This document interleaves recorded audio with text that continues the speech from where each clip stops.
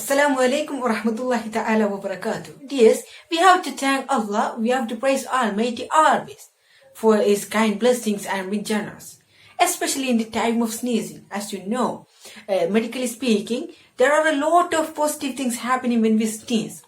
We all can testify to that and we feel refreshed, and the sneezing brings a person the blessing of relief by releasing thousands of germs out of his body. So sneezing is a blessing, hence we thank Almighty by saying Alhamdulillah. Simply means praise be to Allah. Above all that scientific perspectives, Prophet Muhammad sallallahu alaihi wasallam said to us, إِذَا عَطَسَ أَحَدُكُمْ فَلْيَقُلْ Alhamdulillah. If one of you sneeze, let him say Alhamdulillah, praise be to Allah. Then what to do if we sneeze in toilets?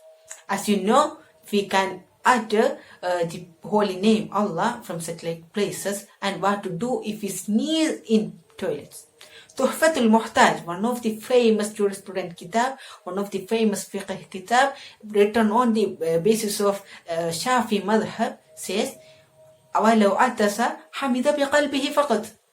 If one of you sneeze from toilets, حَمِدَ بِقَلْبِهِ فَقَطْ, praise Allah with his tongue, with his head only, not with his tongue.